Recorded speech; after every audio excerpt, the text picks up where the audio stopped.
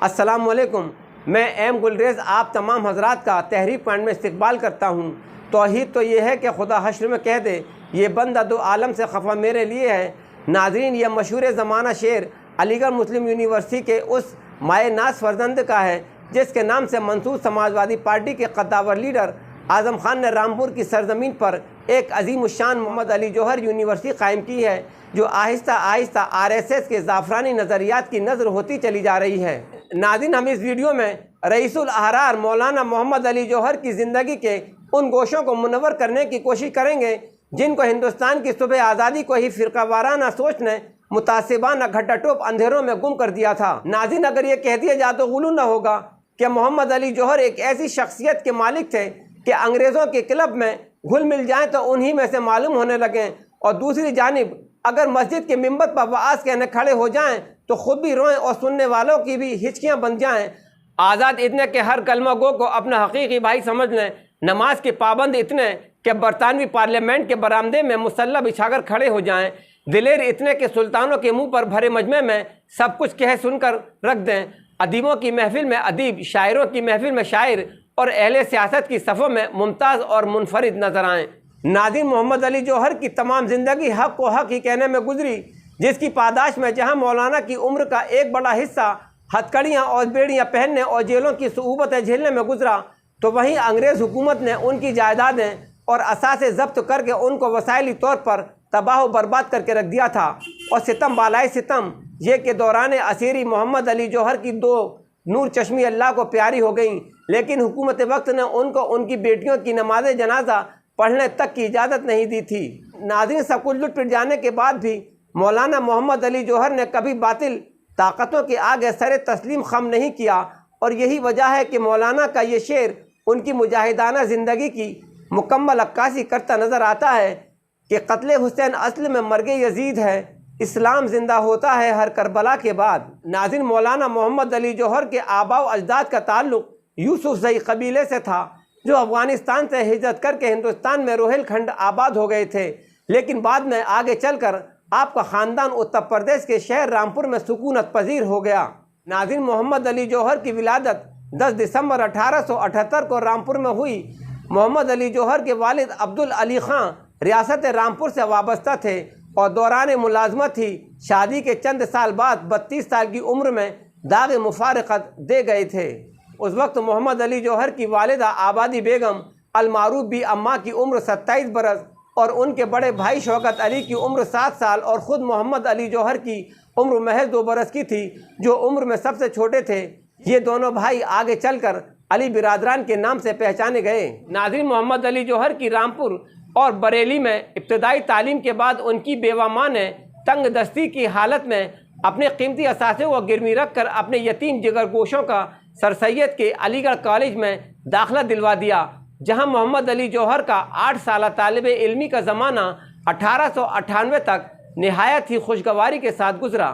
नाज़रीन, कहा जाता है कि जहां मौलाना मोहम्मद अली जौहर असातिज़ा के लेक्चर्स सुनते तो वहीं क्रिकेट फील्ड में क्रिकेट खेलते और साथ ही यूनियन में तकरीरें भी करते, और दौरान तालिबे इल्मी अलीगढ़ कॉलेज में मोहम्मद अली उर्दू और अंग्रेज़ी में मज़ामीन लिखने और ख़िताब करने के रहनुमा उसूलों से रोशनास हुए। नाज़रीन, ये बात भी काबिल ज़िक्र है कि जब मोहम्मद अली ने रिसाला अलीगढ़ मंथली में एक मजमून लिखा तो अलीगढ़ कॉलेज में धूम मच गई, और अलीगढ़ कॉलेज के अंग्रेज़ प्रिंसिपल मौरिसन ने तो मौलाना की अंग्रेज़ी दानी को देखकर उनसे ये तक कह दिया था कि मोहम्मद अली, तुम एक ज़माने में अंग्रेज़ी के बेमिसल अदीब बनोगे। नाज़रीन, मोहम्मद अली जौहर की तालीम और तरबियत मुकम्मल तौर पर अलीगढ़ तहरीक के खतूत पर हुई थी। यही वजह है कि मोहम्मदन एंग्लो ओरिएंटल कॉलेज को अलीगढ़ मुस्लिम यूनिवर्सिटी का दर्जा दिलाने में मोहम्मद अली जौहर की भी अनथक तगोदो शामिल हाल रहीं, और मौलाना की ही काविशों के सिले में 29 अक्टूबर 1920 में अलीगढ़ मुस्लिम यूनिवर्सिटी की जामे मस्जिद में बाद नमाज जुमा जामिया मिलिया की बुनियाद रखी गई, जिसको 1925 में अलीगढ़ से दिल्ली ट्रांसफ़र कर दिया गया और मौलाना को जामिया मिलिया का अव्वलीन शेखुल जामिया मुंतखब भी किया गया।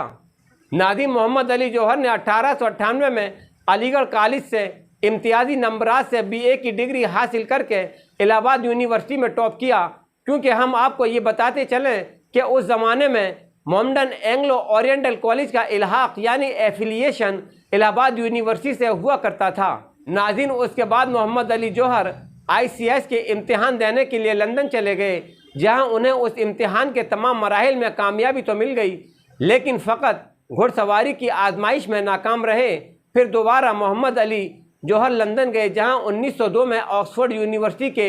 लिंकन कॉलेज से जदीद तारीख़ यानी मॉडर्न हिस्ट्री में BA की सनद हासिल करके हिंदुस्तान वापस आ गए। नाज़रीन, ये बात भी काबिल बयान है कि मोहम्मद अली जौहर वो पहले हिंदुस्तानी हैं जिन्हें ऑक्सफोर्ड यूनिवर्सिटी यूनियन का सेक्रेटरी बनने का एजाज़ हासिल है। लंदन से आने के बाद मोहम्मद अली जौहर की अलीगढ़ कॉलेज में ही उस्ताद की हैसियत से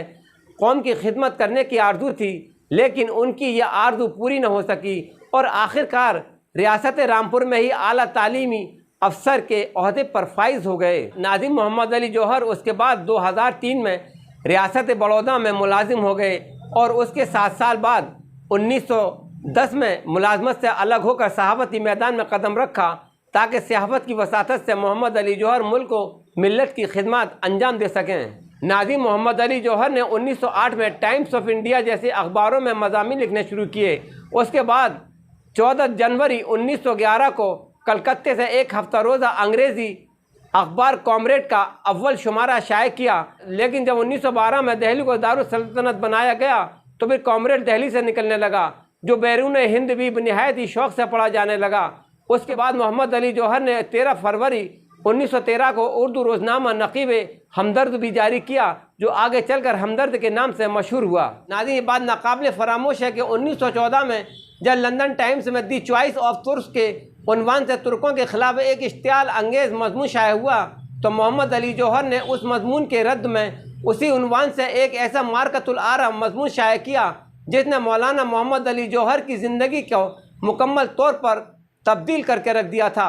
नाज़रीन, इस मजमून में मौलाना ने खिलाफत उस्मानिया की हिमायत में जो बयान दिया वो हुकूमत इंग्लिशिया को हज़म न हो सका और 1914 में कॉमरेड और हमदर्द प्रेस को जब्त करके 15 मई 1915 को मोहम्मद अली जौहर को पाबंद सलासिल कर दिया गया और करीबन 5 साल गुजर जाने के बाद 28 मई 1919 को मौलाना को जेल से रिहाई नसीब हो सकी। नाज़रीन, पहली आलमगीर जंग के खात्मे के बाद एक बार फिर 1919 में मोहम्मद अली जौहर ने तुर्की में खिलाफत उस्मानिया को कायम व दायम रखे जाने की गरज से इंग्लिस्तान का दौरा किया, लेकिन हुकूमत बरतानिया ने ऐसा करने से साफ इनकार कर दिया, जिसके रद्द अमल में लंदन से वापस आने के बाद मोहम्मद अली जौहर और उनके बड़े भाई शौकत अली ने तहरीक की खिलाफत चलाई, जिसने बाद में तहरीक अदम ताउन की सूरत इख्तियार कर ली और फिर मौलाना ने हुकूमत के अता करदा तमाम एजाज़ात और सर का खिताब तक हुकूमत इंग्लिशिया को वापस कर दिया। नाज़रीन, तहरीक खिलाफत मुल्क में इस दर्जे उरूज पर पहुँच चुकी थी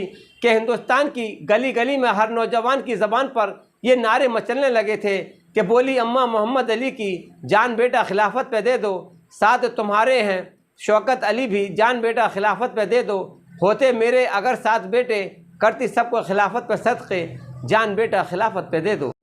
लेकिन नाज़रीन, आगे चलकर इस तहरीक खिलाफत में गांधी जी और कांग्रेस भी शामिल हो गई थी, लेकिन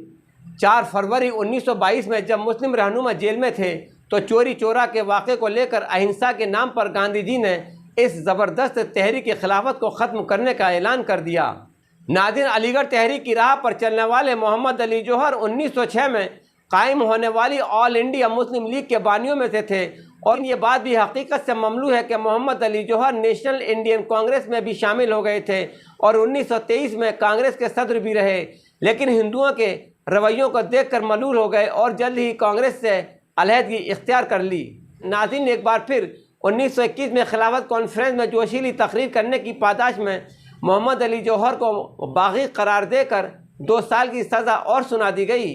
नाज़रीन, सालों जेलों की अजियतें झेलते झेलते मौलाना की सेहत इस दर्जे गिर चली थी कि 1930 में मौलाना मोहम्मद अली जौहर ने दिल्ली की शाहजहानी जामे मस्जिद में आखिरी तकरीर करते हुए अपनी तकलीफ़ों को कुछ यूँ बयान किया था कि अगर मेरे एक पाँव के नीचे बर्फ़ की सिल और दूसरे पाँव के नीचे आग के अंगारे रख दिए जाएँ तो मैं ये नहीं बता सकूँगा कि आग किस पाँव के नीचे है और बर्फ़ किस पाँव के नीचे है। नाज़रीन, इस मर्द मोमिन के अज़्म व इस्तक़लाल को ख़राबी सेहत तक मुतज़ल्ज़ल न कर सकी और शदीद बीमार होने के बावजूद भी मौलाना मोहम्मद अली जौहर ने 13 नवंबर 1930 को लंदन में होने वाली पहली मेज़ कॉन्फ्रेंस में शामिल होने के लिए सफ़र की नागुफ्ताबे तकलीफ़ें बर्दाश्त की और गोलमेज़ कॉन्फ्रेंस में बरतानिया के बड़े बड़े अराकीन की आंखों में आंखें डालकर नहायत ही घन गरज के साथ खिताब करते हुए कहा था, काश सारे इंग्लिस्तान में एक फ़र्द भी ऐसा होता जो इंसान कहलाने का मुस्तहिक होता। मैं हिंदुस्तान को आज़ाद कराने के लिए लंदन आया हूँ और आज़ादी का परवाना लेकर वापस जाऊँगा। अगर तुम मुझे आज़ादी नहीं दोगे तो मुझे एक कब्र की जगह देनी होगी। मैं एक आज़ाद मुल्क में मरना पसंद तो करूँगा, लेकिन ग़ुलाम मुल्क में वापस नहीं जाऊँगा। नाज़रीन, लंदन में दौरान क़याम इस्लाम का ये सिपाही और सरसैयद तहरीक का ये सच्चा जानशीन 4 जनवरी 1931 को सुबह 9:30 बजे हरकत क़ल्ब बंद हो जाने के बाइस फ़कत 52 साल की उम्र में अपने वतन से दूर दियार गैर में अबदी नींद सो गया और फ़िलिस्तीन के मुफ्ती आज़म सैयद अमीनुल हुसैनी की तहरीक पर मौलाना मोहम्मद अली जौहर के जिस्म खाकी को